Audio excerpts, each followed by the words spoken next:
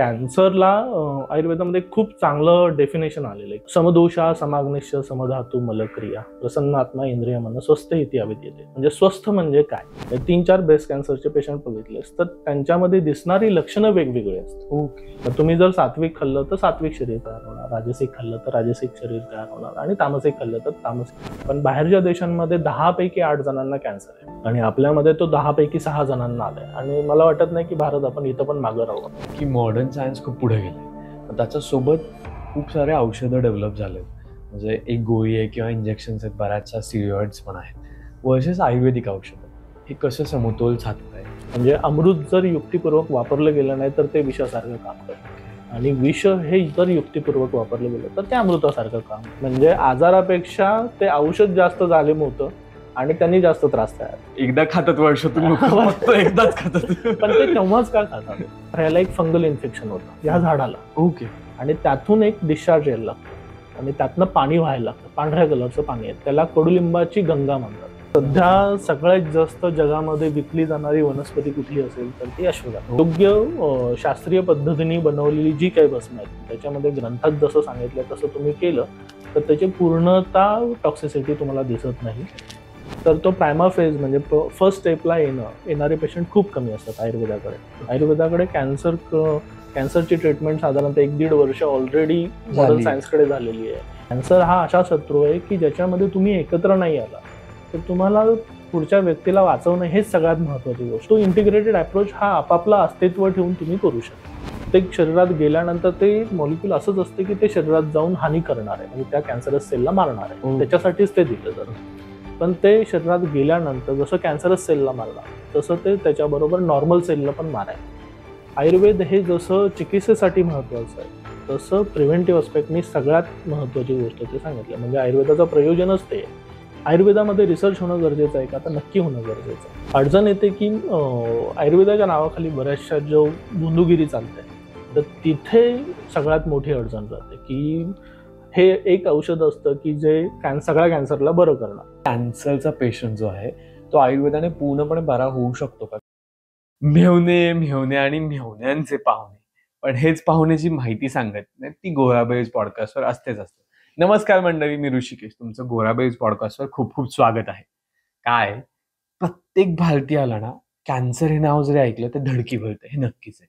आणि कॅन्सर, त्याच्यासोबत कॅन्सरची ट्रीटमेंट आणि कॅन्सर म्हणजे नेमकं काय असतं हे डॉक्टरांसोबत जनरली 1 तास बसून गप्पा मारल्या जात नाही. कारण ते कोणाला तरी फॅमिलीमध्ये आहे, रिलेटिव्हमध्ये आहे, तर ते एकतर बोललं जात नाही. त्याचा खूप स्टिग्मा आहे, स्टिरियोटाईप आहे. पण त्याविषयी खरंच गप्पा मारल्या पाहिजेत. ते जाणून घेतलं पाहिजे की कॅन्सर का होतो, कशाने होतो आणि त्याच्यासोबत कॅन्सरचे ट्रीटमेंट म्हणजे नेमकी काय असतं. आणि ती जर आयुर्वेदिक पद्धतीने करता आली तर किती भारी होईल ना. कारण आयुर्वेद हे कसं आहे, त्या नेमकं माणसाच्या किंवा कुठल्याही व्याधीच्या मुळावर काम करतं, हे तर आपण जाणतोच. मग असंच आयुर्वेद आणि कॅन्सर यांचं नातं सांगण्यासाठी आज आपल्याकडे डॉक्टर अभिजित चिरकांडे सर आलेले आहेत. आज आपण सरांकडून जाणून घेणार आहोत आयुर्वेदानुसार कॅन्सरची काय ट्रीटमेंट असते किंवा आयुर्वेदामध्ये कुठल्या कुठल्या औषधी वनस्पती या कॅन्सरसाठी उपयुक्त आहेत. डॉक्टर सरांबद्दल थोडक्यात सांगायचं जर झालं तर डॉक्टर सर गेली 14 वर्ष या प्रॅक्टिसमध्ये आहेत. डॉक्टर सर असोसिएट प्रोफेसर म्हणून DY पाटील इन्स्टिट्यूटच्या आयुर्वेद आणि रिसर्च सेंटरला काम करतात. त्याचबरोबर त्यांचं क्लिनिकही आहे, एक सहकार नगरला आणि दुसरे पुण्यामध्ये अजमेरा, पिंपरी चिंचवड या एरियामध्ये. त्याचबरोबर doctor Abhijit sir international academy of आयुर्वेदाचे सेक्रेटरी आहेत आणि त्यांचे पेशंट्स किंवा ते वेगवेगळ्या ठिकाणी जाऊन रिसर्च पेपर पब्लिश करतात. त्यातले जवळपास 10 नामांकित जर्नलमध्ये त्यांचे पेपर पब्लिश झालेले आहेत. जवळपास 10 नामांकित जर्नल्समध्ये त्यांचे रिसर्च पेपर पब्लिश झालेले आहेत, ज्यामध्ये डॉक्टर सरांनी काही ठिकाणी आयुर्वेद आणि कॅन्सर यांची ट्रीटमेंट कशी होऊ शकते किंवा कॅन्सरमधले वेगवेगळे ट्रीटमेंटचे घटक आणि आयुर्वेद हे कसं हँड इन हँड जातं किंवा हातोहात जातं आपण म्हणू शकतो. सगळ्यात महत्त्वाचं म्हणजे डॉक्टर सरांचे पेशंट्स किंवा त्यांना बऱ्यापैकी इन्क्वायरीज ह्या युरोप, त्याच्यानंतर ब्राझील आणि कोरिया या देशांमधून येत असतात. आणि हे सगळं आपल्यासोबत सुद्धा आज डॉक्टर सर शेअर करणार आहे. तर जाणून घेऊया आयुर्वेद आणि कॅन्सर किंवा आयुर्वेदावर कॅन्सरची ट्रीटमेंट कशी प्रभावी असू शकते किंवा आयुर्वेदाच्या अनुषंगाने आपण कॅन्सरची ट्रीटमेंट कशी घेऊ शकतो जेणेकरून तुमची रोगप्रतिकारक शक्ती त्याचबरोबर तुमचं मनोबल वाढेल. तर चला गप्पांना सुरुवात करूयात. पुन्हा एकदा सर तुमचं गोराबेजमध्ये खूप खूप स्वागत आहे. धन्यवाद. जसं की आपण सुरुवातीलाच केलं की कॅन्सर हा शब्द ऐकला की काय होतं, बऱ्यापैकी आपल्या मराठी माणसामध्ये किंवा कोणामध्येही एक भीती निर्माण होते आणि त्याच्यावर एक अवडंबर केलेलं आहे. तर मला तिथून जाणून घ्यायला सुरुवात करायला आवडेल की कॅन्सर म्हणजे नेमकं काय असतं? बरोबर म्हटला ऋषिकेश तू की कॅन्सर ही गोष्ट जेव्हा आपण ऐकतो, म्हणजे सामान्य माणूसही जेव्हा ऐकतो, तर त्यावेळेला एक मनामध्ये आपोआपच भीती निर्माण होते. आणि आयुर्वेदामध्ये खूप चांगलं सांगितलं की विषादो रोगवर्धनानाम, म्हणजे मनाची विषण्णता ही आजाराला वाढवते, तो कुठल्याही पद्धतीचा आजार असेल. आणि कॅन्सर हा शब्दच इतका मोठा आहे की त्याच्यामुळे मानसिकता पूर्णतः बदलून जाते त्या मनुष्याची. आणि one of the reason stress हा कॅन्सरचा एक महत्वाचं कारण आहे की प्रचंड प्रमाणामध्ये असणारा स्ट्रेस हे कॅन्सरचा एक मुख्य हेतू म्हणूनही पकडला जातो. आता कॅन्सर म्हणजे काय हे जर बघायचं झालं तर आपल्या शरीरामध्ये पेशी दरवेळेला निर्माण होत असतात. त्या पेशी निर्माण झाल्यानंतर त्यांची विभाजन होतं, त्याचं वाढणी होते आणि काही दिवसांनी किंवा काही महिन्यांनी त्या पेशींचं नष्टपणा होत जातो. तर हे जे नियमितपणा आहे किंवा त्याची जी विभाजनी एका ठराविक गणितानुसार होत असते, तर ते गणित बिघडतं. आणि ते गणित बिघडल्यानंतर पेशींची विभाजनी खूप जास्त प्रमाणात होते आणि त्याच विभाजनीला किंवा त्याच झालेल्या प्रोग्रेसला कॅन्सर हे नाव आलेलं आहे. मग आता कॅन्सरच्या बाबतीत होतं कसं की कॅन्सर हा स्वतःच्या ठिकाणीही निर्माण होऊ शकतो आणि तो पसरून दुसऱ्या ठिकाणी शरीरात जाऊ शकतो. तर ट्युमरस म्हणजे ट्युमर फॉर्म होणारे आणि नॉन ट्युमरस म्हणजे ज्याच्यामध्ये गाठी तयार होतात किंवा काही ठिकाणी गाठी तयार होत नाही, अशा दोन्ही पद्धतीचे कॅन्सर आलेले. आणि एका ठिकाणावरनं परत दुसऱ्या ठिकाणी जाणारे असे मेटास्टॅसिस चेंजेस हे शरीरामध्ये घडून येतात काही वेळेला. त्याचे मार्ग वेगवेगळे असू शकतात आणि ते जवळच्या ठिकाणी होऊ शकतात. म्हणजे यकृताचा कॅन्सर झालेला असेल तर तो प्लेहेला लागून होणं असंही होऊ शकतं किंवा त्याचं मेटास्टॅसिस ब्रेनमध्ये होणं असंही होऊ शकतं. तर ही विभाजनी ज्या ठिकाणी बदलते, ही गुणसूत्र ज्या ठिकाणी बदलत जातात आणि त्याचा नियमितपणा जो समतोल आहे हे बदलत जातं, त्याला कॅन्सर म्हटलं जातं. समदोषा समाग्निश्य समधातू मलक्रिया प्रसन्नात्मा इंद्रिय मन स्वस्थ इति अविद्यते. म्हणजे स्वस्थ म्हणजे काय? तर त्याचं सगळे धातू चांगले आहेत, सगळे दोष चांगले आहेत, सगळे मल चांगले आहेत. त्याच्यानंतर प्रसन्न आत्मा इंद्रिय मन, म्हणजे आत्मा मन आणि इंद्रिय हे सगळेही प्रसन्न आहे, तोच व्यक्ती स्वस्थ आहे. आता जर आजकालच्या जगामध्ये तुम्ही बघितलं तर स्वस्थ व्यक्ती असणाऱ्या व्यक्ती किती आहेत हे शोधायचं झालं तर मग आपल्याला अवघड होईल.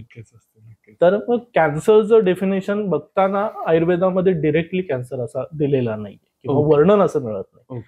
पण कॅन्सरचं रूपांतर वेगवेगळ्या लेवलला आयुर्वेदामध्ये वेगवेगळ्या आजारांच्या स्वरूपात मांडलंय. बऱ्याचदा असं होतं की आयुर्वेद म्हटलं की एक तर काढा, जडीबुटीची औषधं आणि असा एक थोडासा समज झालेला आहे लोकांचा. तर आयुर्वेद आणि कॅन्सर हा दृष्टिकोन सांगताना कसं सांगू शकतो आपण? कसं आहे की आयुर्वेदामध्ये काही आजारांचं वर्णन आलं की जिथं कॅन्सर किंवा आता कोविड सारखे नवीन आजार आहे. आता आय थिंक आफ्रिका का नायजेरियामध्ये नवीन एक आजार डिंगडॉंग डिसीज तो सापडायला लागलेला आहे. तर कॅन्सरच्या बाबतीत आयुर्वेद बघत असताना जी मी डेफिनेशन सांगितली समदोषा समाग्निश्य समधातू मलक्रिया, तर कुठल्याही पद्धतीमध्ये हे वैषम्य आहे, हे जे समयोग वाहित्व आहे की ज्याच्यामध्ये दोष धातू मल अग्नी मन आत्मा इंद्रिय यांच्यामध्ये असणारा जो समतोलपणा आहे किंवा त्यांच्यामध्ये असणारी जी कनेक्शन आहे हे जेव्हा बिघडायला लागतं तर त्यावेळेला प्रत्येक आजार हा निर्माण व्हायला लागतो. त्याला आपण आजारी किंवा रोगी व्यक्ती म्हणतो. तर कॅन्सरच्या बाबतीत जेव्हा आयुर्वेद विचार करतं तर त्यावेळेला अस्थिमज्जागत ज्वर किंवा रक्तपित्त, वातरक्त किंवा आवृत्तवात ह्यासारख्या कन्सेप्ट तिथं लागू होतात. म्हणजे तू जर बघितलंस तर वेगवेगळ्या ब्रेस्ट कॅन्सरचा एखादा पेशंट असेल, 3-4 ब्रेस्ट कॅन्सरचे पेशंट बघितलेस तर त्यांच्यामध्ये दिसणारी लक्षणं वेगवेगळी असतात. म्हणजे फक्त असताना ब्रेस्ट कॅन्सर हे निदान झालं, पण त्यामध्ये प्रत्येक व्यक्तीनुसार त्याची लक्षणं वेगवेगळी असतात आणि त्याच्यानुसार त्याची औषधं वेगवेगळी असतात. आयुर्वेद ह्या लक्षणांवरनं त्यांच्या औषधांची मांडणी करतो आणि मग ती प्रकृती कुठली आहे, तो व्यक्ती वात प्रकृतीचा आहे, पित्त प्रकृतीचा आहे, कफ प्रकृतीचा आहे. खूप साध्या सोप्या भाषेत सांगायचं म्हटलं तर जो व्यक्ती चंचल असतो किंवा एका ठिकाणी स्थिर बसू शकत नाही तो वात प्रकृतीकडे पकडला जातो, ज्याच्यामध्ये कृशत्व असतं, बारीक असतो. पित्त प्रकृतीची व्यक्ती जे असतात ते एकदम स्ट्रॅटेजिक असतात की ज्यांना प्रत्येक गोष्ट ही लिहूनच करणं किंवा जे त्यांचं ठरलेलं आहे त्यानुसार त्या नियमातच बघून चालणं असं राहतं. कफ प्रकृतीचे व्यक्ती त्यांना 3-4 वेळा सांगावं लागते की हे कर, तेव्हा ते उठून सुरुवात करतात. तर ह्या प्रत्येक गोष्टी प्रकृतीनुसार त्यांच्या खाण्यापिण्याच्या सवयी असतात, राहण्याच्या सवयी असतात आणि त्याचा परिणाम म्हणून शरीरामध्ये बदल होत असतो. नक्कीच. आणि मग त्यानुसारच कॅन्सरची मांडणी हे वेगवेगळ्या आजारांमध्ये वेगवेगळे राहते. मग त्यामुळे आयुर्वेदानुसार त्याचं निदान करणं हे महत्वाचं ठरतं. म्हणजे आता मल्टिपल मायलोमा जो बोन मॅरोच्या रिलेटेड कॅन्सर असतो, तर त्याला मॉडर्ननुसार मल्टिपल मायलोमा हे जरी नाव असलं तरी आयुर्वेदानुसार त्याचं निदान वेगळं असू शकतं. म्हणजे कसं, तर अस्थिमज्जागत ज्वरामध्ये तो जातो किंवा अस्थिमज्जागत वाताच्या हिशोबाने त्याचा विचार करावा लागतो आणि त्याच्यानुसार त्याचे रिझल्ट आपल्याला देतात. आता तू म्हणशील की मॉडर्न सायन्समध्ये तर हे अवघड आहे आणि आयुर्वेदामध्ये तुम्ही कसं काय सांगता? तर ह्याचं खूप चांगलं उदाहरण म्हणजे शास्त्र बदलले की त्याचे नियम बदलतात आणि त्याच्या सीमा बदलतात. आपल्याला फिजिक्स माहिती आहे आणि आपल्याला क्वांटम फिजिक्स पण माहिती आहे. फिजिक्सचे बरेचसे रूल क्वांटम फिजिक्स मध्ये चालत नाही, पण दोन्ही सायन्स आपण मान्य करतो का? तसंच जसं आयुर्वेदामध्ये असणारे जे नियम आहेत त्याच्यानुसार त्याच्या असणाऱ्या सीमा ज्या आहेत किंवा त्याला बरे करण्याचे जे आजार आहेत हे बदलून जातात. जसं मॉडर्न मध्ये किंवा ॲलोपॅथी सायन्समध्ये त्याच्या सीमा त्याला बरे करण्याचे आजार बदलतात, कारण दोन्ही शास्त्र वेगवेगळे आहेत, त्यांचे असणारे सिद्धांत वेगळे आहेत आणि त्याच्यानुसार त्याचा असणारा आउटपुट वेगळा असतो. त्यानुसार आयुर्वेदाची मांडणी बघणं आपल्याला महत्वाचे ठरतं. म्हणजे जसं तुम्ही म्हणाल की आधी माणसाची प्रकृती तुम्ही आयडेंटिफाय करताय आणि त्या प्रकृतीनुसार त्याच्यातले कुठले दोष कमी जास्त झाले ते दोष तुम्ही नंतर आयडेंटिफाय करताय आणि त्या दोषांनुसार मग त्याचे कॅन्सरचे जे स्टेजेस आहेत किंवा ज्या आपण म्हणूयात पायऱ्या आहेत त्या आपण बघतोय आणि त्याच्यानंतर आपण ट्रीटमेंटला सुरुवात. बरोबर.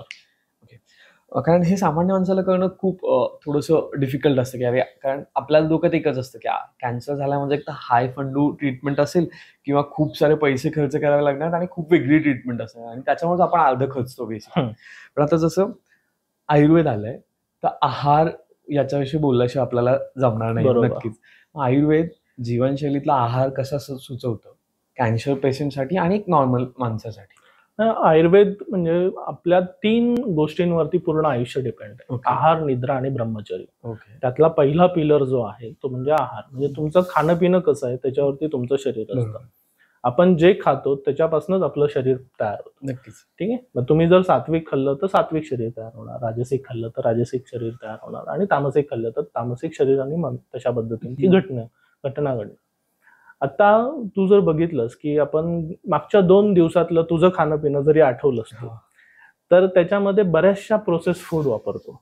बरेचसे आपण फ्रोझन फूडचा वापर करतो किंवा प्रिझर्वेटिव्ह टाकलेले फूड्स असतात, कोल्ड्रिंक्स असतात वेगवेगळे, इव्हन दूधही जे आता बऱ्यापैकी हार्मोनल ट्रीटमेंटने तयार केलेलं असतं, हायब्रिड असणारे अन्नाचा आपण विचार केलेला असतो. तर हे जे आपण त्यांचं जेनेटिकल स्ट्रक्चर ज्या आहाराचं बदलतो तसा आहार तुझ्या शरीरात गेला तर तुझे जीन्स बदलणार आहेत. नक्कीच. ते त्याच पद्धतीने तयार होतील असं नाहीये ना. तर त्यामुळं अशा आहाराची सेवन तुम्ही ज्या पद्धतीने करता त्यापासून तुमचं शरीर तयार होतं आणि त्यातूनच मग कॅन्सर सारखे एकदम भीषण आजार तयार होतात. तर त्यामुळे तुम्ही नैसर्गिक पद्धतीने जे तयार होणारी शेती आहे त्यातनं उत्पन्न होणारा जो आहार आहे त्याच्याकडे जायला पाहिजे. दुधाच्या बाबतीत A2 गाईचं मिल्क आता बऱ्यापैकी बुमिंग आहे. तर त्यामागे कारण काय? हेच कारण आहे त्याचं की मुख्य त्या गुणसूत्रातनं तयार होणारे जे काही दूध आहे ते पचण्यासाठी आपल्याला हलकं आहे. ठीक आहे. तुम्ही त्याला हायब्रिड केले की मग ते अजून जास्त त्रासदायक होणार. मग शरीर हे त्यापासूनच तयार होणार आहे आणि त्यातूनच आपल्याला मोठा इम्पॅक्ट राहणार. त्यामुळं योग्य पद्धतीने निसर्गतः तयार केलेलं जे काही शेतीतनं उत्पन्न असेल तेच आपल्याला खाण्यामध्ये असायला हवं. तसंच दूध पिण्यामध्ये असायला हवं. तसंच पाण्याचा विचारही करायला हवा. आणि ओव्हरऑल आता त्याची कारणं जर बघितली तर one of the basic reason जर बघितलं तर डायटरी फॅक्टर हा सगळ्यात मोठा आहे कॅन्सरच्या बाबतीत. अजून भारतामध्ये इतके कॅन्सरचे पेशंट नाहीयेत, पण लिडिंग कॉज आपण होत चाललोय. म्हणजे आपण खूप लोकसंख्येच्या मानाने आपल्याकडे कॅन्सरचे पेशंट खूप आहेत, पण बाहेरच्या देशांमध्ये 10 पैकी 8 जणांना कॅन्सर आहे. नक्कीच. आणि आपल्यामध्ये तो 10 पैकी 6 जणांना आलाय. आणि मला वाटत नाही की भारत आपण इथं पण मागं राहू, आपण पुढे जाऊ. जसं डायबिटीज मध्ये आपण सगळ्यात कॅपिटल आहोत तसं सीएच्या बाबतीत आपलं जे काही खाण्यापिण्याच्या तऱ्हा आता सध्या बदलत चाललेलं आहे त्याच्यामुळे अजून मोठा तो ताण पडणार. तर त्यामुळं जे तुमचं लोकल फूड असेल, इथलं स्थानिक फूड असेल त्याच्याकडे महत्व राहा. जे सीझनल फूड असेल त्याच्याकडे तुम्ही जायला हवं. म्हणजे आपण राहतो विषुववृत्ताच्या पट्ट्यामध्ये आणि आपल्याला खायचं असतं स्ट्रॉबेरी. ठीक आहे. म्हणजे जे लोकल फूड आहे ते सोडून तुम्ही दुसरीकडचं फूड खायला लागला तर ते तुमच्या शरीराला किंवा असणाऱ्या जेनेटिकल मेमरीला ते मान्य नसतं. आणि ते कुठंतरी इम्पॅक्ट दाखवतं. तर त्यामुळे त्या पद्धतीने आपल्याला विचार करणं गरजेचं राहतं आणि सीएच्या बाबतीत हे खूप महत्वाचं ठरतं. तर आहाराचा आणि कॅन्सरच्या बाबतीत म्हणजे डाएट आणि व्यायाम ह्या 2 गोष्टींवरती एक कॅन्सर रिसर्च फंड म्हणून UK मध्ये आहे की जी फक्त या 2 गोष्टींसाठी फंड देते. की कॅन्सर पेशंटला तुम्ही कुठला डाएट देणार आणि कुठला व्यायाम सांगणार. आणि त्याच्यातले मेजॉरिटी ऑफ फंडिंग जर तुम्ही बघितलं तर तुम्ही आश्चर्यचकित व्हाल की योगासनं, प्राणायाम ह्याच्यासाठी फंडिंग मिळालेलं आहे. आणि ते पण किती आहे तर अराउंड 1,20,000 पाऊंड. ठीक आहे, म्हणजे इंडियन करन्सीमध्ये ते कॅल्क्युलेट करा किती होतं ते. पण मिनिमम बेसिक पायलट स्टडीसाठी 60,000 पाऊंड त्याचं फंडिंग आहे आणि मेन स्टडीसाठी 1,20,000 पाऊंड फंडिंग आहे. आणि मेजॉरिटी फंडिंग त्याला प्राणायामासाठी, योगासाठी, आयुर्वेदिक डाएट मॉडिफिकेशन किंवा डाएटरी मॉडिफिकेशन ह्याच्यासाठी. तर आयुर्वेदाकडे प्रचंड कॅपॅबिलिटी आहे, फक्त ती इच्छाशक्ती अजून पुढे नेऊन आपल्याला ते काम करायला हवं. आणि हे सगळे फंडिंग जे मिळत आहेत तर ते परत भारतीय सोडून बाकीच्यांना मिळत आहेत. तर आपण तिथं प्रयत्न करणं गरजेचं आहे. नक्कीच. आणि आपण योग आणि याच्यामध्ये ऑलरेडी खूप दिवसांपासून आहोत. तर आपण ते प्रत्येकाने जर केलं आणि पुढे नेलं तर नक्कीच आपल्याला ते फंडिंग आणि त्या गोष्टी मिळतील. ज्यावेळेस आपण आयुर्वेद किंवा ट्रीटमेंट बोलतोय कॅन्सरवरचे, की मॉडर्न सायन्स खूप पुढे गेलंय. मग त्याच्यासोबत खूप सारे औषधं डेव्हलप झालेत. म्हणजे एक गोळी आहे किंवा इंजेक्शन्स आहेत, बऱ्याचशा स्टिरॉइड्स पण आहेत वर्सेस आयुर्वेदिक औषधं. हे कसं समतोल साधताय किंवा आयुर्वेदामधली कुठल्या अशी वनस्पती औषधं आहेत की जे प्रभावित तितकंच चांगलं काम करतात? खूप महत्वाचा मुद्दा मांडलास की पेशंट आल्यानंतर पेशंट हा कन्फ्युजन स्टेटमध्ये असतो की मॉडर्नमध्ये तर इतकं बऱ्यापैकी ॲडव्हान्स आहे आणि आयुर्वेदात कशा पद्धतीने तुम्ही विचार करता. मी जसं पहिल्यांदाही सांगितलं की शास्त्र बदललं की त्याच्या परिसीमा बदलतात. आणि आयुर्वेद हे खूप वेगवेगळ्या लेवलवरती त्याच्यामध्ये मदत करू शकतं. प्रिव्हेंटिव्ह ॲस्पेक्टमध्ये म्हणजे कॅन्सर होऊ नये ह्याच्यासाठी काय करायचं, कॅन्सर झाल्यानंतर त्याला पॅलिटेटिव्ह केअर म्हणजे simultaneously as a modern medicine तुम्ही कुठली औषधं घेऊ शकता ह्याला महत्त्व राहतं. पोस्ट कॅन्सर ट्रीटमेंट म्हणजे तुमची रेडिओथेरपी झाली, किमोथेरपी झाली किंवा सर्जरी झाली, त्याच्यानंतर परत रिपीटेडली सीएचे स्टेजेस तयार नको व्हायला किंवा सेल्स तयार नको व्हायला, ह्याच्यासाठी आयुर्वेद कशा पद्धतीने विचार करतं किंवा तुमची जीवनशैली कशी असायला हवी ह्याच्यामध्ये ह्या पूर्ण स्टेजेसमध्ये आयुर्वेद नक्की फायदा करतं. याबरोबर आपण जसं पहिल्या डेफिनेशन मध्ये बघितलं होतं की प्रसन्न आत्मा इंद्रिय मन, कॅन्सरमध्ये असणाऱ्या कॅन्सर झालेल्या रुग्णांना किंवा त्यांच्या घरच्यांना ज्या स्ट्रेसमधनं ते जात असतात त्याचा विचार आपण नाही करू शकत. म्हणजे त्या इतक्या लेवलला तो स्ट्रेस फॅक्टर असतो. अशा वेळेला आपल्याला तिथं काउन्सिलिंग करणं किंवा तिथं त्यांची मदत करून देणं, त्याच्यामध्ये तुम्हाला वेळ द्यावा लागतो. आणि प्रत्येक पेशंटला तुम्ही 15 ते 20 मिनिटं 30 मिनिटं काउन्सिलिंग तुम्ही चांगल्या पद्धतीने केली तर त्याचं बऱ्यापैकी आजाराचं मूळ कारण जे स्ट्रेस फॅक्टर असतो तो तुम्ही कमी करू शकता आणि औषधांनी त्याला भर करू शकता. या जगामध्ये अशी कुठलीही गोष्ट नाहीये की जी औषधी नाहीये. ठीक आहे, तर तुम्ही युक्तीनुसार त्याला वापरलं तर प्रत्येक वस्तू ही औषधी आहे. म्हणजे अमृत जर युक्तिपूर्वक वापरलं गेलं नाही तर ते विषासारखं काम करतं. आणि विष हे जर युक्तिपूर्वक वापरलं गेलं तर ते अमृतासारखं काम करतं. जसं आपण अँटीस्नेक व्हेनम जे वापरतो की साप चावल्यानंतर त्याचं विष कमी करण्यासाठी अँटीस्नेक व्हेनमचा वापर केला जातो. किंवा आपण मधमाशाचा डंकचाही औषधीमध्ये यूज करतो. तर त्यामुळं प्रत्येक गोष्टीच्या मागं युक्तिप्रमाण हे वापरणं आणि त्याच्यानुसार त्याचा उपयोग करणं हे सगळ्यात महत्वाचं आहे. ठीक आहे, तर ही पहिली वनस्पती आपली आहे. तर हे भल्लातक म्हणून प्लांट आहे. भल्लातक ह्याला बोली भाषेमध्ये बिब्बा म्हणतात. ठीक आहे, तर बिब्बा माझ्या मते आपल्या आजी आजोबा यांनी बिब्ब्याचा वापर केलेला आहे खूप प्रमाणात. आणि आता तो आपण वापरत नाहीये. तर औषधामध्ये तर नाहीच आहे आणि घरातही रुटीन मध्ये काही सूज वगैरे आलेले असेल किंवा जखमा झालेले असतील तर त्या भरून काढण्यासाठी आपल्या इथं पूर्ण बंद झालेलं आहे. पण पूर्वीच्या आजीबाईच्या बटव्यामध्ये हे असायचं. तर माझं पीएचडीचं काम जे आहे हे या बिब्ब्यावरती. माझं पीएचडीचा विषय जो आहे तो ब्रेस्ट कॅन्सर आणि बोन कॅन्सरच्या संदर्भात होता. आणि ह्याच्यामध्ये गोडंबी नावाचं एक असतं. गोडंबी आपल्या ड्रायफ्रूट मधलं एक द्रव्य आहे की जे भल्लातकाच्या म्हणजे बिब्ब्याच्या आतमध्ये असणारी मज्जा जी असते तिला गोडंबी म्हणतात आणि जे आपण ड्रायफ्रूट मध्ये खातो. तर तिचा वापर ब्रेस्ट कॅन्सरवरती, त्यातही ट्रिपल निगेटिव्ह ब्रेस्ट कॅन्सर जो आहे TNBC आणि ऑस्टिओसार्कोमा म्हणजे related with the bone cancer ह्याच्यावरती आपण केलेला होता आणि त्याचे अफलातून रिझल्ट आलेले आहेत. म्हणजे इतके छान रिझल्ट आलेत त्याचे की आता आपण त्याचा रिसर्च पेपरही पब्लिश करणार आहोत आणि त्याच्यावरती काम सुरू आहे. तर भल्लातक हे खूप चांगलं द्रव आहे. भल्लातकाची पानं ही लंग सीएवरती आणि थ्रोट सीएवरती खूप चांगलं काम करतात. भल्लातकाच्या तुम्ही साऊथकडे गेला तर भल्लातकाची जी साल असते तर ती काढली जाते आणि भल्लातक ओदन बनवलं जातं. म्हणजे आपण भात शिजवताना भल्लातकाची साल त्याच्यामध्ये टाकायची आणि तांदूळ ते शिजवायचे. जो मग तयार झालेला जो भात असेल तो खायचा. आणि हे भल्लातक ओदन जे आहे हे इंटेस्टायनल सीएवरती खूप चांगलं काम करते. म्हणजे कोलान सीएवरती खूप चांगल्या पद्धतीने काम करणार आहे. त्यानंतर तुम्ही रिसर्चेस जर बघितले तर अराउंड म्हणजे मी जेव्हा माझं पीएचडीचं काम करत होतो तर माझ्या वाचनामध्ये जे रिसर्च आले तर 750 रिसर्च पेपर भल्लातकावरती झालेत. भल्लातक आणि कॅन्सर. आजीबाईच्या पाठवात एवढंसं ते काळं दिसतं बिब्बाचं आणि त्याच्यावर इतकं काम झालं आणि त्याच्यातले मेजॉरिटी रिसर्च हे युरोपियन कंट्रीज झालेले. तो सॅड पार्ट आहेच, आपण नक्कीच त्याच्याकडे येऊयात. म्हणजे तुम्ही जर बघितलं तर आणि त्यातही जेव्हा मी बघत गेलो जास्त डिटेल्समध्ये तर खूप चांगलं काम जे मिळालं भल्लातकाचं किंवा बिब्याचं तर ते हेपॅटिक सेल्युलर कार्सिनोमा जो असतो म्हणजे लिव्हर सीएच्या रिलेटेड त्याचं खूप चांगलं काम मिळतं. लंग सीएच्या रिलेटेड खूप चांगलं काम मिळतं आणि इंटेस्टायनल सीएच्या रिलेटेड चांगलं काम मिळतं. तर ह्या महत्वाच्या गोष्टी आहेत. पण भल्लातक जसं आपण म्हटलं की जसं अमृत आहे पण त्याला जर योग्य प्रमाणामध्ये वापरलं गेलं नाही तर भल्लातक उतला जातो. म्हणजे आपल्या बोली भाषेत आपण म्हणतो की भल्लातक उतला. म्हणजे भल्लातक योग्य प्रमाणात नाही गेलं किंवा योग्य प्रकृतीच्या व्यक्तीला नाही गेलं तर फायद्यापेक्षा तोटा जास्त आहे. म्हणजे आजारापेक्षा ते औषध जास्त जालिम होतं आणि त्यांनी जास्त त्रास तयार होतो. त्यामुळं वैद्याच्या देखरेखीखालीच हे औषधं करायला हवीत. हे खूप महत्वाचं. त्यामुळे तुम्ही जवळच्या वैद्यांकडे जाऊन भल्लातकाचा वापर नक्की करा. त्याचा पुढची ही वनस्पती जी आहे ती सगळ्यांच्या म्हणजे परिचयाची आहे आणि एकदा खातात वर्षातून फक्त एकदाच खातात.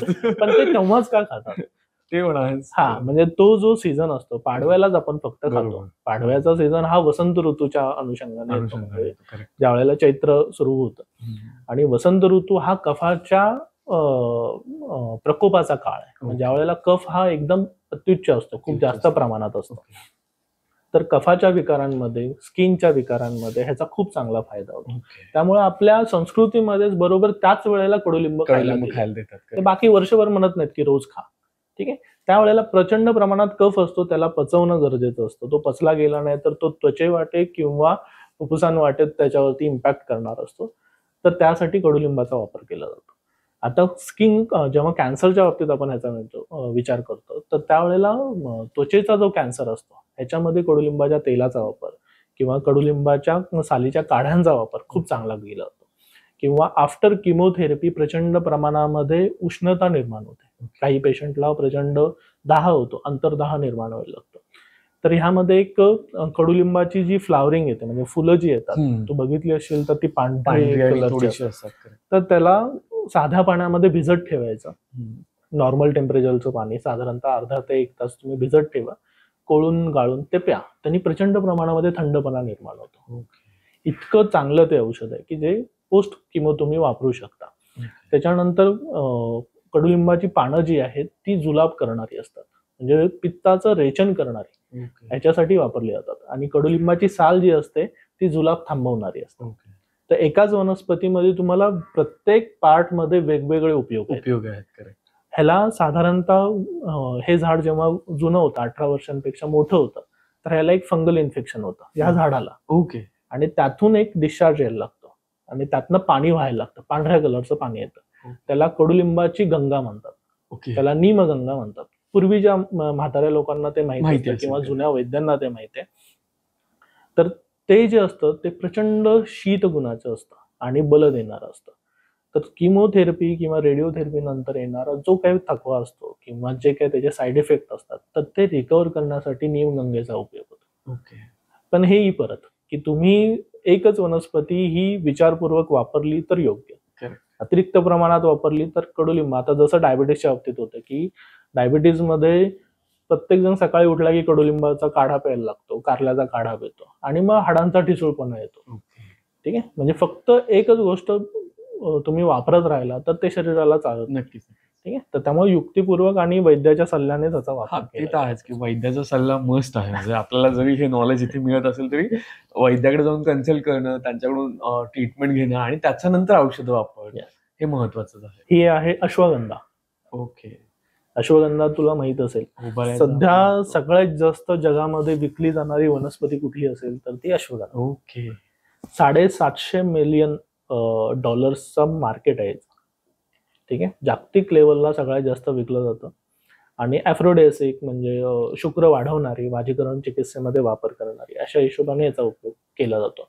पण अश्वगंधेचा खूप चांगला फायदा हा CA मध्ये होतो. अश्वगंधा ही वनस्पती गाठी कमी करण्यासाठी वापरली आहे. आणि शरीरामध्ये कुठेही लिम्फॅटिक सिस्टीमच्या संदर्भाने जेव्हा गाठी निर्माण होतात, लिम्फोमा वगैरे अशा पद्धतीने जेव्हा CA असतात की ज्याच्यामध्ये लिम्फॅटिक सिस्टीम तुमची इन्व्हॉल्व असते, तर अशा गाठी कमी होण्यासाठी अश्वगंधेचा खूप चांगला फायदा होतो. अशा याच्यामध्ये पेशंटला कंटिन्यू ताप असतो एका बाजूला, त्याच्याबरोबर गाठी असतात आणि प्रचंड प्रमाणात थकवा लागलेला असतो. तर हे रिकवर करण्यासाठी अश्वगंधांच्या मुळांचा वापर केला जातो. आणि पूर्वी जर तुला म्हणजे आपल्या 2 पिढ्या अगोदर प्लेगच्या वगैरे जेव्हा साथी आलेल्या होत्या, तर पुण्यातले जुने वैद्य हे अश्वगंधाच्या मुळ्या उगाळून द्यायच्या पेशंटला. तर त्या प्लेगच्या गाठी कमी होण्यासाठी त्याचा फायदा व्हायचा.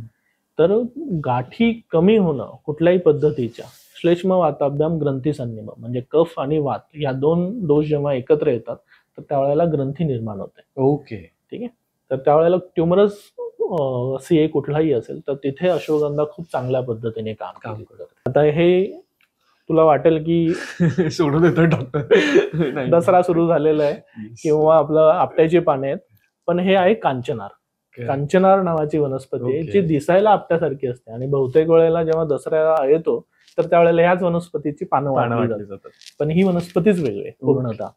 आणि हिला कांचनार म्हणायचं कारण आहे की सुवर्ण भस्म निर्माण करण्यामध्ये ह्या वनस्पतीचा उपयोग आहे. ज्या वेळेला गोल्ड पार्टिकल असतं म्हणजे धातू स्वरूपातनं त्याला भस्म स्वरूपात केलं जातं तर त्यावेळेला ह्या वनस्पतीचा उपयोग केला जातो. म्हणजे आयुर्वेदामध्ये जशा काष्टौषधी आहेत म्हणजे वनस्पती वापरल्या जातात तसे भस्म म्हणजे धातूंपासून निर्माण केलेली औषधही केली जातात. आणि त्याच्याबद्दल बराचसा टॅबू आहे की त्याच्यामुळे रिनल किडनी खराब होते, लिव्हर खराब होतं, पण असं काही नाहीये. की योग्य शास्त्रीय पद्धतीने बनवलेली जी काही भस्म आहेत त्याच्यामध्ये ग्रंथात जसं सांगितलं तसं तुम्ही केलं तर त्याची पूर्णतः टॉक्सिसिटी तुम्हाला दिसत नाही. पूर्ण नील असतं ते बायो अवेलेबल फॉर्म मध्ये ते कन्वर्ट होतात आणि तुम्हाला ते डायजेस्ट होऊ शकतात. जसं तुम्ही म्हणाल की मात्रा आणि प्रमाण हे खूप महत्त्वाचं. आणि याच्यावरती आता जसं आता सुवर्ण भस्माचं मी म्हटलं, तुम्ही जर बघितलं तर गोल्ड नॅनो पार्टिकल वरती आता रिसर्च सुरू आहेत आणि ते गोल्ड नॅनो पार्टिकल कशासाठी वापरले जातात तर कॅन्सरसाठी वापरले जातात. आणि हेच आपल्या ग्रंथांमध्ये अगोदरपासून सांगितले की सुवर्ण भस्म CAच्या बाबतीत तुम्ही वापरा, हिरक भस्म वापरा, मकरध्वजासारखी काही औषध आहेत त्यांचा उपयोग करा. पण त्याला आपल्याकडं खूप वेगळा दृष्टिकोन नाही की टॉक्सिसिटी निर्माण करणार आहे. पण ह्याच्यावरती पाश्चात्य देश सगळे पूर्णतः रिसर्च करतात आणि त्याचा शास्त्रीय विचार करून जर तुम्ही मांडणी केली तर नक्कीच त्याचा फायदा होता. आता ह्या वनस्पतीचा उपयोग हा थ्रोट CA वरती खूप चांगला राहतो. म्हणजे गळ्याच्या असं म्हणतात जेव्हा कुठल्याही पद्धतीचा कॅन्सर होतो तर त्यावरती ही वनस्पती खूप चांगली काम करते. ह्याच्यामध्ये जी साल असते तिचा उपयोग करणं किंवा ह्याला फ्लावर्स येतात त्यामध्ये गुलाबी कलरची, पांढऱ्या कलरची अशी फ्लावर्स असतात. ह्याच्यातही 2 प्रकार आहेत, कांचनार आणि कर्बुदार. हे आता जे दिसतंय हे सगळ्यात जास्त कोविडच्या दरम्यान विकली गेलेली वनस्पती म्हणजे गुडूची. ठीक आहे. आणि गुळवेलीचा वापर गुडूची ही डायबिटीज वरती खूप चांगलं काम करते. कोविडच्या बाबतीत तिचा खूप चांगला रिसर्च सगळ्यांनी बघितलेला आहे. मिनिस्ट्री ऑफ आयुषने त्याच्यावरती बरंचसं काम करून ते पब्लिशही केलेलं आहे. आणि ह्याच्याही अराउंड 7 ते 8 वेगवेगळ्या व्हरायटीज मिळतात. ठीक आहे. म्हणजे आपण जी वापरतो ती टिनोस्पोरा कॉर्डिफोलिया. ठीक आहे. मग तुम्ही गुडूची सांगितली म्हणून सगळ्या गुडूच्या वापरण्यात अर्थ नाही. नक्कीच. टिनोस्पोरा चायनेन्सिस नावाचा जो प्रकार आहे तो थोडासा टॉक्सिक आहे. तर त्यामुळे हे पण तुम्ही काळजीपूर्वकच वैद्याच्या सल्ल्यानेच वापरणं गरजेचं आहे किंवा प्लांटेशन करणं गरजेचं आहे. तुम्ही तुमच्या आजूबाजूला जे ॲग्रिकल्चर युनिव्हर्सिटी असतील तिथून ही वनस्पती तुम्हाला मिळेल. तुमच्या घराच्या जसं आपण तुळस लावतो तशी गुळवेल ही तुमच्या घराच्या ह्याच्यामध्ये परसामध्ये असायलाच हवी. ही खूप डायबिटीज वरती जाणारी चांगली वनस्पती आहे. आणि CAच्या बाबतीत जेव्हा ल्युकेमिया सारखे ब्लड रिलेटेड कॅन्सर जेव्हा सुरू होतात त्याच्यामध्ये खूप चांगल्या पद्धतीने काम करते. मल्टिपल मायलोमा जेव्हा बोन मॅरो सारखा संबंध असतो की ज्याच्यामध्ये बोन मॅरो पासनं जे प्रोडक्शन होणार असतं आरबीसीचं ते चांगल्या पद्धतीने होत नाही किंवा खराब व्हायला लागतं, ओके. तर त्याच्यावरती खूप चांगलं काम करते ही वनस्पती. पण परत ह्याचे खूप उपयोग आहेत, पण युक्तिपूर्वक वापरणं हे नक्कीच, महत्वाचं. नक्कीच. आणि हे आहे आवळा. हा, ठीक आहे, सध्या सीझनही चालू आहे. सध्या सीझनही सुरू आहे आणि आवळ्यापासून जो सगळ्यात जास्त चांगला बनवला जातो औषध ते म्हणजे च्यवनप्राश. आवळ्याचा उपयोग जो सांगितलाय तो रक्तपित्तम प्रमेहग्नम परमऋष्यम रसायन. म्हणजे रक्तपित्त म्हणजे रक्ताच्या अनुषंगाने, पित्ताच्या अनुषंगाने, रक्तपित्त नावाचा जो आजार आहे त्याच्या अनुषंगाने डायबिटीज मध्ये खूप चांगला उपयोग होतो. परमऋष्यम म्हणजे शुक्राच्या अनुषंगाने खूप चांगलं काम करणारं. आणि रसायन नावाची एक खूप चांगली चिकित्सा आयुर्वेदात सांगितली की जी तुमचे चांगले सेल तयार करण्यासाठी मदत करते. कॅन्सरमध्ये ज्या सेल्युलर स्ट्रक्चरचं विभाजनही होत असते आणि अनकंट्रोल विभाजन होत असतं, तर त्याला रेग्युलेट करणं, चांगले सेल परत निर्माण करणं हे काम आमलकीसारख्या द्रव्याने खूप चांगलं होतं. तर ह्या पद्धतीने आपण पूर्ण वनस्पती, अजून खूप वनस्पती आहेत. नक्कीच. अनेनोपदेशेन नानाौषधीभूतम किंचित द्रव्यम उपलब्धते ताम ताम युक्ती अर्थम च तम तम अभिप्रत. म्हणजे असं सांगितलंय की ह्या जगामध्ये अशी कुठलीही वनस्पती नाहीये की जी औषधी नाहीये. ओके. तर फक्त तुमच्याकडे युक्ती म्हणजे ते नॉलेज हवं की ते नक्कीच. कशी वापरायची, कुठल्या अवस्थेत वापरायची, कुठल्या प्रकृतीत वापरायची. त्यानुसार वापरलं तर प्रत्येक वनस्पती ही औषधी आणि अमृतासारखी कार्य करू शकते. नाही, नक्कीच. जसं तुम्ही म्हणालात आधी पण की प्रमाण आणि ते युक्तिवाद जमलं तर त्याचं तुम्हाला कन्व्हर्जन व्यवस्थित करतात. आणि मला वाटतं हे प्रत्येकाच्या बाबतीत होतं की आपण पण माणूस असताना आपल्याला युक्तिवाद जमला की आपल्याला समजतं की कुठल्या माणसावर कसं बोलायचं आणि कसं टॅकल करायचं. आता ह्या वनस्पती ज्या आपण बघितल्या होत्या, तर मेजरली जेव्हा आपण पेशंटला जी देतो तर ती ह्या रॉंग फॉर्म मध्ये नसतात कधीच. तर त्यांना पंचविध कषाय कल्पना म्हणजे वाथामध्ये काढा करणं, सोरस करणं म्हणजे त्याचा ज्यूस करून घेणं किंवा त्याचा हिम बनवणं म्हणजे कोल्ड इन्फ्युजन सारखी किंवा हॉट इन्फ्युजन सारखं म्हणजे चहा सारखं बनवलं किंवा आवलेह फॉर्म मध्ये लहान मुलं असतील तर त्यांना आवलेह फॉर्म मध्ये बनवणं किंवा असवारिष्ट म्हणजे ज्यांना अल्कोहोल बेस तयार करणं. तर अशा पद्धतीने त्याच्या वेगवेगळ्या कल्पना बनवल्या जातात. आणि कुठल्या सीए मध्ये किंवा कुठल्या आजारामध्ये कुठली कल्पना वापरायची हेही परत प्रिसाइज ठरतं. कारण त्या द्रव्यांची पांचभौतिकत्व वेगळे असतात, त्या कल्पनांची पांचभौतिकत्व वेगळे असतात आणि मग त्यानुसार आपल्याला ते ठरवावं लागतं. मग त्यातले सोरस, क्वाथ, हिम, फांट हे जे आहेत ते तुम्हाला 7 ते 8 दिवसांमध्ये संपवायला लागतात. ठीक आहे. चूर्ण जे असतं ते साधारणतः 6 महिन्यांपर्यंत तुम्हाला वापरता येतं, त्याच्यानंतर ते डिस्कार्ड केलं जातं. आसवरिष्ट अशी कल्पना आहे की जी तुम्हाला जेवढी जुनी, जसं आपण आता वाईनच्या बाबतीत जसं म्हणतो की वाईन ही जेवढी जुनी असेल तेवढी ती एक्सपेन्सिव्ह होते. ठीक आहे. सेम तसं आसवरिष्ट जेवढं, कारण त्याचा बेसच अल्कोहोल आहे, तर ते जेवढं जुनं होईल त्याची मात्रा कमी होते. तुम्हाला जे पूर्वी 10 ml घ्यावं लागत असेल औषध, तर त्याची मात्रा 2.5 ml पर्यंत ते काम करू शकतं. तर प्रत्येक औषधाचा सवीर्यतावधी म्हणजे त्याच्यामध्ये असणारी पोटन्सी किती दिवसांपर्यंत राहणार हे बदलत जातं त्याच्या कल्पनेनुसार. आणि हे वैद्याला जास्त माहित असतं. तुम्ही इतक्या वनस्पती दाखवलात खरं तर आणि त्यांचे आम्हाला इम्पॉर्टन्स पण सांगितले. त्याचबरोबर अजून एक स्टेप येते की आज सोसायटीमध्ये कॅन्सरच्या ट्रीटमेंटला कसा रिस्पॉन्स आहे आयुर्वेदाकडून हे जाणून घ्यायला आवडेल. कारण दोन्ही आहेत. म्हणजे आपण जसं बघतोय की किमोथेरपी, रेडिओथेरपी ज्या सगळ्या कराव्या लागतात, त्याचसोबत पण आयुर्वेदाकडे लोकांचा कल कसा आहे? म्हणजे जर तुम्ही प्रॅक्टिस करता तर तुम्हाला तो काय अनुभव आहे प्लीज? कॅन्सरच्या बाबतीत आत्ताच रुग्ण हे आयुर्वेदाला खूप चांगल्या पद्धतीने विचार करतात, नो डाऊट. म्हणजे पूर्वी 10 वर्षांच्या मानाने आणि आत्ता जर तुम्ही अवेअरनेस बघितला तर तो आयुर्वेदाच्या बाबतीत खूप चांगला आलेला आहे. आणि comparative with the conventional medicine म्हणजे मॉडर्न मेडिसिन करत असताना आयुर्वेदाचा त्याच्यासोबत असणारा औषधांचा वापर करणं, आयुर्वेदिक औषधांचा वापर करणं याच्यासाठी प्रत्येक रुग्णाला शेवटी बरं होणं महत्त्वाचं असतं आणि वैद्य आणि डॉक्टरांनाही तेच अपेक्षित असतं. अडचण येते की आयुर्वेदाच्या नावाखाली बऱ्याचशा जो बुंदुगिरी चालते, तर तिथे सगळ्यात मोठी अडचण राहते की हे एक औषध असतं की जे सगळ्या कॅन्सरला बरं करणार आणि मग सरसकट सगळ्या लोकांना तेच औषध दिलं जातं आणि मग त्याच्यामुळे कोणाला त्रास झाला तर तो आयुष्यभर परत त्या आयुर्वेदाकडे येत नाही. मग तिथं ती चूक आयुर्वेदाची आहे की त्या देणाऱ्या व्यक्तीची आहे हे बघणं गरजेचं आहे. तर शास्त्र कधीही वाईट नसतं, कुठलंही शास्त्र हे कधीही चुकीचं नसतं. जो वापरणारा व्यक्ती असतो तो चुकीचा असू शकतो. तसं आयुर्वेद आणि ॲलोपॅथी सायन्स हे दोन्हीही आपापल्या परीने चांगली कामं करणाऱ्या शास्त्र आहेत. त्यांचं इंटिग्रेशन होणं किंवा त्यांना एकत्र करून काम करणं हे खूप चांगलं महत्वाचं आहे आणि पुढे जाऊन पुढच्या 10 वर्षामध्ये हीच गोष्ट येणार आहे. इंटिग्रेटेड सायन्सचा अप्रोच हा वाढणारच आहे. आता रुग्ण जे आहेत ते कॅन्सरच्या बाबतीत म्हणजे ओव्हरऑल आपला जो पेशंटचा फ्लो बघितला तर भारतापेक्षा भारताच्या बाहेरचे रुग्ण हे कॅन्सर ट्रीटमेंटसाठी आयुर्वेद जास्त प्रेफर करतात. म्हणजे आपल्याकडे मेक्सिकोचे, ऑस्ट्रेलियाचे किंवा ब्राझीलचे, पोर्तुगालचे असे पेशंट्स आहेत की ज्यांना कॅन्सर म्हणजे त्यांची रेडिओथेरपी सुरू आहे, पोस्ट सर्जरीचे काही पेशंट आहेत. काही जण जेनेटिकल म्हणजे एका पिढीला कॅन्सर झालेला आणि दुसऱ्या पिढीला होऊ नये याच्यासाठी प्रिव्हेंटिव्ह अस्पेक्टने काही औषधं घेत आहेत. तर हा फ्लो बाहेरच्या देशातनं खूप जास्त आहे जो आयुर्वेदाकडे बघितला जातो. आपल्या देशातलं अजूनही तो अवेअरनेस वाढणं गरजेचं आहे, त्याला अजून वेळ लागेल. पण मिनिस्ट्री ऑफ आयुष जे आहे ते खूप चांगल्या पद्धतीने ह्याच्यासाठी काम करते. आयुर्वेदिक संस्था त्याच्यावरती चांगली कामं करतात आणि आपली सगळे वैद्य मंडळी आहेत ते अजून ऑथेंटिक आयुर्वेद चांगल्या पद्धतीने आणण्यासाठी प्रयत्न करतात आपापल्या इंडिव्हिज्युअल आयुर्वेदिक कॅन्सर ट्रीटमेंट बरी करू शकतात का एकत्रपणे बरी करू मला शकतात. तेच विचारायचं होतं की आता तुम्ही सांगितलं हे सगळं की ट्रीटमेंट आहेत आणि ते तर मला स्पेसिफिकली काही ट्रीटमेंटची नावं आणि जसं मी मॉडर्न मेडिसिन घेतोय पण मला जर सोबत आयुर्वेद पण घ्यायचं असेल तर कुठल्या ट्रीटमेंट तुम्ही प्रोव्हाइड करणार आहात किंवा कुठले मेडिसिन तुम्ही प्रोव्हाइड करता जे हँड इन हँड जात आहेत म्हणजे त्याचा साईड इफेक्ट मी जे घेतोय मॉडर्न त्याला पण नाही होते आणि मॉडर्नचा या आयुर्वेदांमध्ये होत नाही सो दॅट मी अजून जास्त इम्युन होतोय. खूप चांगला क्वेश्चन विचारला ऋषिकेश. हा खूप गरजेचा आहे कारण आत्ताच्या काळात प्रत्येक रुग्णाला म्हणजे रोगी राहणं हेच आवडत नाहीये. नक्कीच. ठीक आहे किंवा कॅन्सर आहे मला हे समजणंच म्हणजे भीतीदायक वाटतं.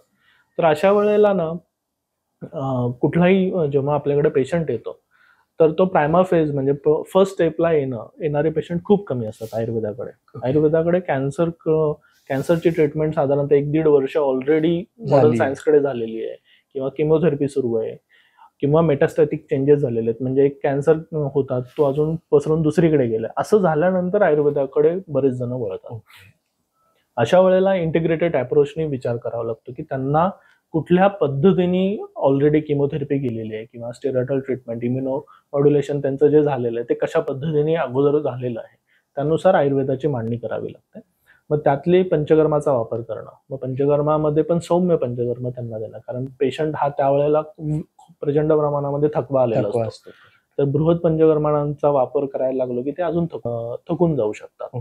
तर अशा वेळेला आपल्याला सौम्य पंचकर्म त्यामध्येही शिरोधारा किंवा स्नेहस्वेदनासारखे बस्तीसारखे काही दुधाचे तिक्त क्षीर बस्तीसारखे किंवा यापन बस्ती अशा जे आहेत की जे एकदम सौम्य आहेत जे पूर्वीच्या काळी राजे किंवा सुकुमार व्यक्तींना दिलं जायचं. तर अशा बस्तींचा वापर करून बस्ती म्हणजे एनिमा पंचकर्म म्हणजे बेसिकली परत एकदा मी थोडासा वेळ घेतो तुझा की पंचकर्म म्हणजे अशी ट्रीटमेंट असते की ज्याच्यामध्ये शरीरातले जे दोष असतात ते बाहेर काढले जातात वाढलेले दोष आणि शरीराला परत पूर्वीसारखं निरोगी बनवण्यासाठी प्रयत्न केला जातो.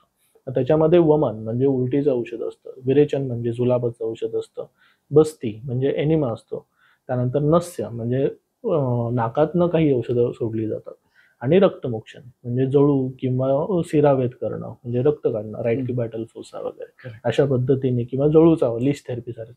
तर अशा पद्धतीची 5 कर्म मुख्य राहतात पण त्याच्या अनुषंगाने त्याला लागून अजून काही साईड कर्म पण आहेत उपकल्पना ज्या सांगितलेल्या आहेत. त्याच्यामध्ये शिरोधारा येतं किंवा पादाभंग येतं किंवा उद्वर्तनासारखे म्हणजे उठणं लावणं पूर्ण अंगाला त्याच्यामुळेही शरीरामध्ये गाठी कमी होण्यासाठी खूप चांगल्या पद्धतीने फायदा होतो. तर हे प्रत्येक कर्म जे आहेत त्या प्रत्येक कर्माचं एक विवक्षित कंडिशन आहे की त्यावेळेला तुम्ही वापरू शकता. ठीक आहे. तर बस्तीसारखी जी कर्म आहेत शिरोधारेसारखी जी कर्म आहेत ती त्यांना कॅन्सर पेशंटमध्ये खूप मदतीची ठरतात आणि खूप उपयोगी ठरतात. त्यातला ह्या अष्टांग आयुर्वेदामधला रसायन चिकित्सा हे महत्वाची एक गोष्ट आहे की जो एक सेपरेट अंग म्हणून सांगितलंय. आता कोणालाही म्हातारं होणं आवडत नाही. नक्कीच. ठीक आहे. तर त्यामुळं परत शरीर तरुण व्हावं. आपल्याला सगळ्यांना च्यवनप्राश सगळ्यांना माहित आहे. च्यवन ऋषींनी तो बनवला होता आणि तो का बनवला होता तर त्यांना परत तरुण व्हायचं होतं. तर सेम तसं शरीर हे निरोगी स्टेजला परत आणणं तारुण्यावस्था त्या सेलची परत आणून देणं ठीक आहे. अशा पद्धतीची रसायन चिकित्सेची बरीचशी औषधं आहेत. च्यवनप्राश हा त्यातलं एक फक्त एक कल्प. फक्त कल्प आहे. अशी हजारो कल्प आहेत की जे Okay. तुम्हाला वापरता येतात आणि प्रत्येकाच्या प्रकृतीनुसार, आजारानुसार, त्या आजाराची असणारी प्रकृती त्याच्यानुसार आपल्याला ते निवडावं लागतं आणि सीझन ऋतूनुसार कुठलं वापरायचं, काय करायचं हे ठरतं. तुम्ही एवढं सगळं सांगितलं तरी एक डाऊट मनात आहेच. हम्म. तो म्हणजे की कॅन्सरचा पेशंट जो आहे तो आयुर्वेदाने पूर्णपणे बरा होऊ शकतो का किंवा होतो का? किंवा तुमच्याकडे काही अशा केसेस आहेत का की ज्या होत्या फर्स्ट सेकंड स्टेजला आणि आता ठणठणीत आहेत की आता at least out of the danger आहेत? Very good. आता बाप दाखव नाही तर श्राद्ध कर, अशा पद्धतीचं सगळं गणित आहे आपलं. तो जमाना आहे ठीक की आहे. प्रूफ दाखवा हा. आणि सांगा. स्कोपस आणि पबमेट नावाचं डाटाबेस आहे की Okay. ज्याच्यामध्ये तुम्हाला मेडिकल सायन्समध्ये झालेले सगळ्यात चांगले रिसर्चेस तुम्हाला तिथं वाचायला मिळतात. ओके. तर तिथेच आपला एक पेपर पब्लिश झालेला आहे की जो related with the multiple myeloma आहे आणि त्याच्यामध्ये पूर्ण मल्टिपल मायलोमाची केस ती आपण कशा पद्धतीने रिव्हर्स केलेली ती तुम्हाला तिथे वाचायला मिळेल डिटेलचा. हम्म. त्याचं लिंक वाटल्यास तर मी तुला पाठवून Please, आपण देतो. description तू मध्ये नंतर मग नक्कीच टाकूया. ते Please, sir. टाकूया. आणि त्याचा फायदा हा आहे की मॉडर्न सायन्स बरोबर तुम्ही आयुर्वेद घेणं आणि इंडिव्हिज्युअल आयुर्वेद घेणं हा पूर्ण निर्णय पेशंटचा असतो. ओके. पेशंटला काय म्हणजे आपल्याकडे असेही पेशंट आहेत की त्यांना बोन मॅरो ट्रान्सप्लांट करायचं नाही कारण त्यांनी अगोदर त्यांच्या नातेवाईकांचं बघितलेलं आहे की ते ट्रान्सप्लांट झाल्यानंतर त्यांना सिव्हिअर त्रास झाला. सिव्हिअर त्रास. तर त्यामुळे तो टॅबू शरीरामध्ये किंवा फोबिया बसलेला असतो की ते मला त्या वाटेला जायचं नाही. त्याच्याऐवजी ते दुसरे अल्टरनेटिव्ह ऑप्शन शोधतात. मग त्याच्यामध्ये ते आयुर्वेदाकडे येतात. मग असे रुग्ण आपल्याकडे आहेत की जे फक्त आयुर्वेद पाहिजे त्यांना. हा. तर अशा रुग्णांनाही तो चांगला फायदा होतो. आता काही पेशंट असतात की त्यांना म्हणतात की नाही आम्हाला ॲलोपॅथी हवं, आयुर्वेद आयुर्वेद. मग तुम्ही इंटिग्रेटेड कसं करू शकता ते सांगा. तर असे आपले बरेचसे पेशंट आहेत. म्हणजे आता रिसेंटली आपला जो यूएसचा पेशंट आहे ज्याच्यामध्ये आपण ती केस आहे मल्टिपल मायलोमाचीच. परत हम्म.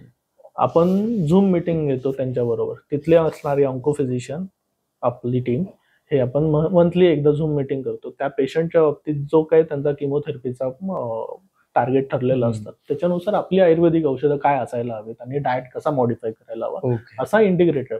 म्हणजे मॉडर्न सायन्स हे त्यांचं पाऊल ठेवतं, आयुर्वेद हे आपलं स्वतःचं पाऊल ठेवतं आणि ते दोघं एकत्र जातात. म्हणजे तुला पूर्वी आपण लहानपणी एक गोष्ट ऐकली होती ससा आणि कासवाची, माहिती आहे का रे? नक्कीच. दोघांची रेस लागलेली Yes, असते yes. आणि पहिल्या रेसमध्ये आता ससा हा खूप फास्ट असतो. Correct. म्हणजे जसं मॉडर्न सायन्स आहे की प्रचंड फास्ट आहे, लगेच quick result. Quick result. Ayurveda हा आपला थोडासा वर्षानुवर्ष चालत आलेला आहे आणि तो स्वतःच्या गतीने चालणार आहे. नक्कीच.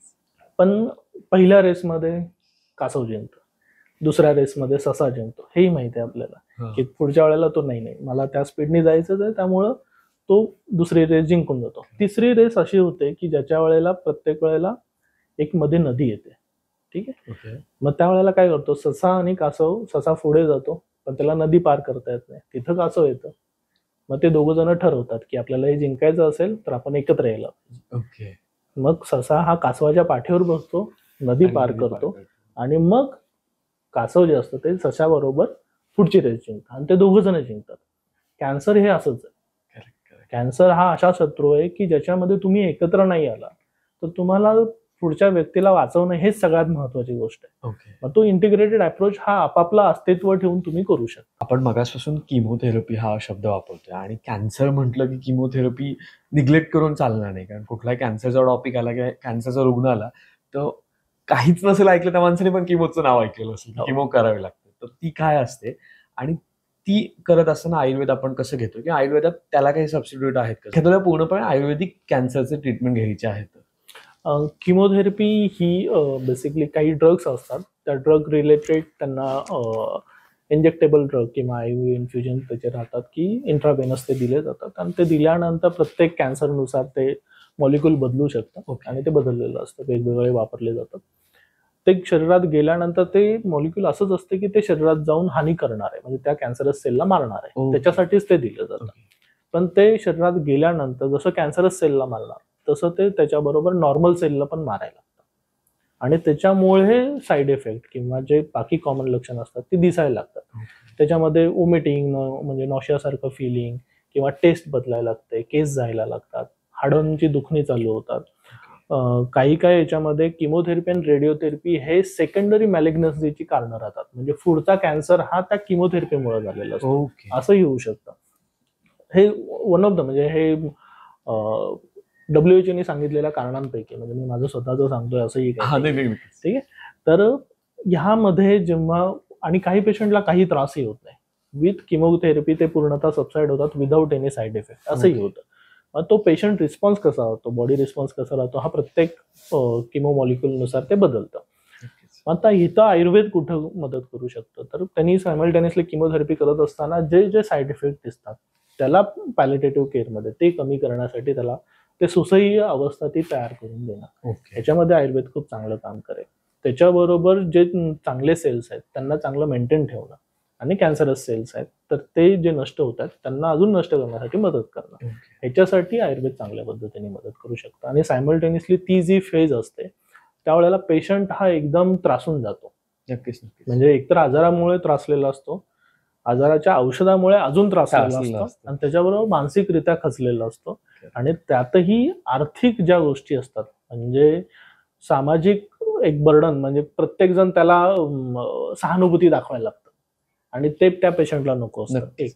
त्याच्याबरोबर आर्थिक बाजू जी असते तीही कमकुवत झालेली असते. अशा वेळेला आयुर्वेद तिथं नक्की मदत करणार आहे, की ज्याच्यामध्ये काउन्सिलिंग सेशन्स त्या पेशंट बरोबर केले जातात, आणि मन चांगलं करणं, जसं आपली सुरुवातच झाली होती पॉडकास्टची विषादू रोगवर्धनाना, Correct. तर मनाची विषण्णता तुम्ही कमी करायला लागला तर आजार खूप चांगल्या पद्धतीने कमी करता येतो.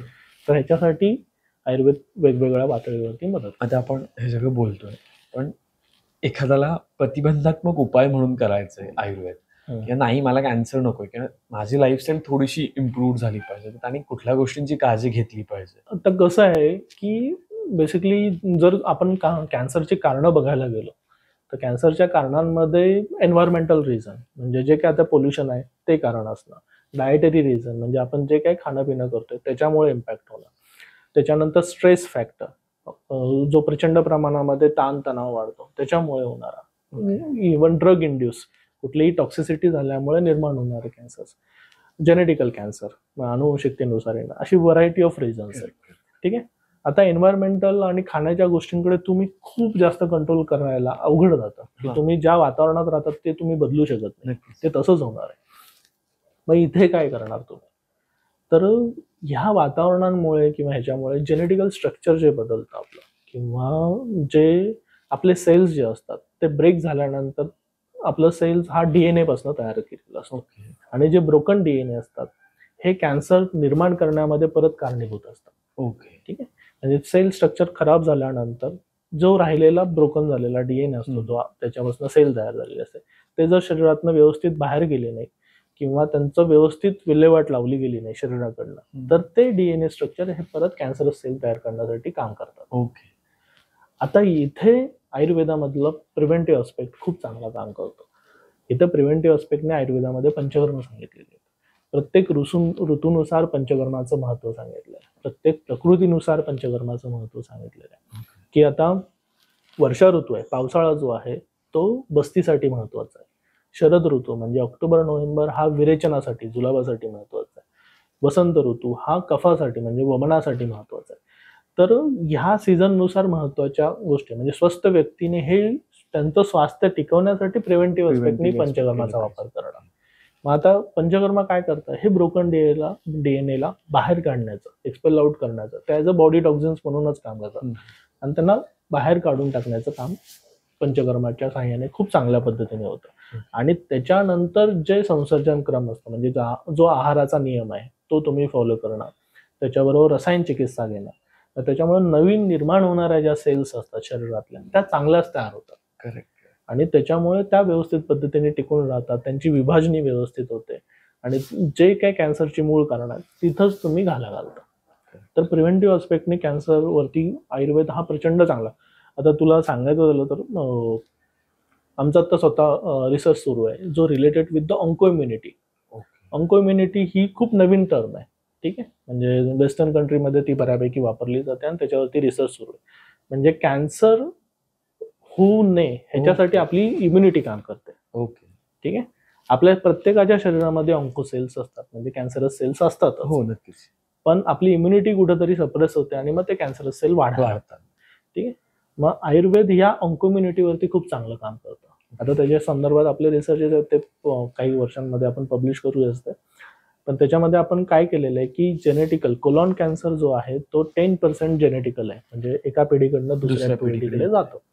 तर त्यात तो पुढच्या पिढीला जाऊ नये ह्याच्यासाठी ऑन्कोम्युनिटी डेव्हलप करणं पुढच्या पिढीमध्ये, हे काम आपण आयुर्वेदिक औषधाने करतोय. त्याच्यासाठी काही आपण प्रोटोकॉल ठरवलेले आहेत आणि त्यानुसार सुरू आहेत. म्हणजे बरेचसे कॅन्सर आहेत की आता सर्वायकल कॅन्सर आहे जो पुढच्या पिढीमध्ये जाण्याची शक्यता असते, ब्रेस्ट कॅन्सर आहे जो पुढच्या पिढीत, तर तिथे तो होऊ नये ह्याच्यासाठी अगोदरपासूनच ती कामं केली पाहिजे. हे प्रिव्हेंटिव्ह, म्हणजे आयुर्वेद हे जसं चिकित्सेसाठी महत्वाचं आहे तसं प्रिव्हेंटिव्ह अस्पेक्टनी सगळ्यात महत्वाची गोष्ट ते सांगितलं. म्हणजे आयुर्वेदाचं प्रयोजनच ते की जो स्वस्थ व्यक्ती आहे त्यांनी स्वास्थ्य टिकवणं आणि जो आजारी आहे त्याला परत निरोगी बनवणं, हे आयुर्वेदाचं प्रयोजन आहे. की मॉडर्न मेडिसिन्समध्ये वर्षानुवर्ष चेंजेस होत राहतात, तसं आयुर्वेदामध्ये पण काही बदल होत आहेत का? कारण आपण बोलतो की एक ग्रंथात लिहून ठेवलेल्या गोष्टी, पण डेफिनेटली काळ बदललाय तशा गोष्टी बदलल्यात, तसं माणसाची प्रकृतीही बदलली. पण त्याच्यानुसार पण आयुर्वेदामध्ये सुद्धा काही असं संशोधन होतंय का, हे जाणून घ्यायला आवडेल. त्रिकाल बेसिकली कसं आहे की मॉडर्न सायन्सेसचे जे रिसर्चेस आहेत तर ते प्रत्येक रिसर्चेस वेगवेगळ्या पातळीवरती केले जातात. म्हणजे सेल्युलर स्ट्रक्चरवरती केलं जातं, त्यानंतर ॲनिमल स्ट्रक्चरवर केलं जातं, मग त्याच्या ह्युमन ट्रायल केल्या जातात, हे राहतं. आयुर्वेदामध्ये जी पूर्वी सांगितलेली औषध आहेत म्हणजे ती ग्रंथांमध्ये वर्णन करून ठेवलेली आहेत आणि ती त्या ठोकताळ्यामध्ये ऑलरेडी बसलेली आहेत. म्हणजे त्यावेळेलाच त्यांनी पूर्वीच्या काळी ते ऋषीमुनी एकत्र यायचे, ते डिस्कस करायचे आणि त्यातनं ते औषध काढायचे. म्हणजे ते सिम्पोजियम सारखं, म्हणजे आत्ताही जसे कॉन्फरन्सेस वगैरे वेगवेगळे होतात तसे ते पूर्वी व्हायचे आणि आपले ऋषीमुनी म्हणजे ते सायंटिस्ट होते. तर ते तसे त्यांनी तयार करून त्यांनी स्वतःचे फॉर्म्युले तयार केले. मग आता तुम्ही जे काम केलंय तेच तुम्हाला परत सिद्ध करायचं असं अपेक्षा असेल तर काही हरकत नाही, अजून 15-20 वर्ष आपण त्याच्यावरती काम करूया. किंवा जे काम केलं त्याच्या पुढं न्यायचं असेल तर त्याला आपल्याला मॉडर्न रिसर्च बरोबर जावं लागणार आहे, नो डाऊट, प्रश्नच नाहीये. तर ह्यामध्ये काय राहतं की अडचण कुठे होते की योनिभेद झाला की द्रव्यभेद होतं असं शास्त्र सांगतं. म्हणजे मनुष्य योनी जी आहे आणि जलचर योनी जी आहे ह्याच्यामध्ये वेगवेगळी औषधं वेगवेगळी राहणार. म्हणजे मनुष्य योनीसाठी हळद जी आहे ती अमृत आहे, पण जलज योनीसाठी हळद जी आहे ती विष आहे. ओके, ठीक आहे. मग आता झेब्रा फिशचे कॅन्सर मॉडेल बरेचसे सुरू आहेत, ती आहे जलज योनी. तिथे तुम्ही कुरकुमा टाकला की ती मरणारच आहे, स्वाभाविक आहे. ठीक आहे. माशांवरती तुम्ही हळद टाकून दिली की ती तडफडायला लागतात. सेम तसं मग तुम्ही रिसर्च कुठल्या बेसला करताय ह्याला खूप महत्व राहतं. ओके. आणि आयुर्वेद हा पूर्णतः शास्त्रीय आहे. म्हणजे आता मी ओव्हरऑल जे काय गेली 10-15 वर्ष आम्ही सायंटिस्ट रिसर्च लेवलला जी कामं करतो त्याच्यामध्ये कुठलाही सिद्धांत तुम्ही घेतला तर तो सिद्धांत त्या पूर्ण पातळीवरती निष्कर्षप्रत येतो. म्हणजे त्याचे जे काय हायपोथेसिस करणार त्याचा रिझल्ट कन्क्लुजन हे त्या पद्धतीने पॉझिटिव्ह यायला लागतं. आयुर्वेदामध्ये रिसर्च होणं गरजेचं आहे का, तर नक्की होणं गरजेचं आहे. म्हणजे त्याला फायदा आहेच आणि शास्त्रानुसार किंवा पुढच्या पिढीला आपल्याला जर अजून चांगलं द्यायचं असेल तर त्याला रिसर्च बेसवरती देणं हे सगळ्यात महत्वाचं असेल. पण कुठल्या चष्म्यातनं रिसर्च व्हायला पाहिजे हा खूप महत्वाचा मुद्दा आहे. तुम्ही मॉडर्न सायन्सनुसार जर त्याला रिसर्च मध्ये आणायला गेला तर आयुर्वेदाचे प्रिन्सिपल वेगळे, ठीक आहे, शास्त्र वेगळं आहे. तर तुम्हाला रिसर्च आयुर्वेद बेसवरती आणावं लागेल आणि त्यानुसार काम करावं. आता मिनिस्ट्री ऑफ आयुषनी देश का प्रकृती परीक्षण सुरू केलेलं आहे. मी आता तुझंही करेन, ठीक आहे. तर देश का प्रकृती म्हणजे पूर्ण सगळ्या लोकांचं प्रकृती परीक्षण करणं. प्रकृती म्हणजे काय, तर बॉडी जिनोटाइप. तुम्ही जन्माता आल्यापासून तुम्ही मरेपर्यंत तुमची प्रकृती बदलत नाही. ती जी असणार आहे ती तशीच राहणार. मग ती प्रकृती अनालिज करणं, त्याच्यानुसार तुमचं डाएट ठरवता येतं, तुमचं राहणीमान ठरवता येतं, किंवा तुम्हाला पंचकर्म कुठली सुटेबल आहेत, औषधं कुठली सुटेबल आहेत हे ठरवता येतं. मग हे रिसर्चेस बेस आहेत. हे खूप गरजेची गोष्ट आहे. म्हणजे अशी रिसर्चेस जेव्हा व्हायला लागतील तर त्यावेळेला आपल्याला त्याचा फायदा जास्त चांगला. म्हणजे CCRS सारख्या संस्था आहेत की ज्या आयुर्वेदावरती रिसर्चेस खूप चांगल्या करतात. मिनिस्ट्री ऑफ आयुष हे इंडिव्हिज्युअल फंडिंग देते. तुम्ही जर आता हर्बल रिसर्चवरचा ग्रोथ फॅक्टर जर काढला की किती प्रमाणात झालंय तर तो कंटिन्यू वाढत गेलेला आहे मागच्या 10 वर्षामध्ये. आणि सगळ्यात जास्त रिसर्चेस आयुर्वेदिक फॉर्म्युलेशन वरती म्हणा किंवा इंडिव्हिज्युअल ड्रग वर म्हणा ते वेस्टर्न कंट्रीज झालेले आहेत. ठीक आहे. आपण जर तिथेच अडकून बसलो तर मग अवघड आहे. म्हणजे आपल्याला एक पाऊल पुढे टाकून थोडंसं जावं लागेल. जागतिक स्पर्धेमध्ये उतरायचं असेल तर आपल्याला रिसर्च असायला हवा, पण तो रिसर्च हा आयुर्वेदाच्या पॅरामीटरवरतीच बसणारा असायला हवा. नक्कीच. ठीक आहे, कारण शास्त्र बदललं की सीमा बदलतात. नक्कीच सर. आणि आपल्याला वेळेची सीमा आहे सर, म्हणून मला वाटतं आपण थांबूयात इथे. खूप खूप धन्यवाद सर, तुम्ही इथे आलात आणि आमच्यासोबत या डिटेल गोष्टी शेअर केल्या. कारण जसं आपण सुरुवातीपासूनच बोलतो, कॅन्सर म्हटलं की एक भीती येतेच मनात. म्हणजे ती समाजाचं ऐकून आहे, बाकीच्या पेशंटचं बघून आहे, किंवा तो एक क्रिएट केलेला टॅबू आहे आणि त्याला लढायला फायनान्शियल ॲस्पेक्ट्स पण तेवढे लागतात किंवा मनोबल तेवढं लागतं, जे नाही आपल्याकडे सध्या. पण तुम्ही इथे आलात आणि आम्हाला त्यातले बरेचसे बारकावे सांगितले. तुम्हाला हा एपिसोड कसा वाटला ते कमेंटमध्ये सांगायला विसरू नका. त्याचबरोबर आम्हाला माहिती आहे 1 तासामध्ये किंवा या वेळेमध्ये इतकं सगळं जर डिटेलमध्ये कव्हर करता नसेल आलं, तर तुम्हाला पर्टिक्युलरली कुठल्या कॅन्सरच्या स्टेजवर किंवा कुठल्या गोष्टींवर माहिती हवी आहे, तेही कमेंटमध्ये सांगा. त्याचबरोबर अजून सरांकडून आयुर्वेदाविषयी कुठल्या वेगवेगळ्या गोष्टींची माहिती हवी आहे, ते आम्हाला कमेंटमध्ये सांगा. सो दॅट आम्ही नवीन एक वेगळा एपिसोड त्या गोष्टींसाठी घेऊन येऊ. तोपर्यंत धन्यवाद. धन्यवाद.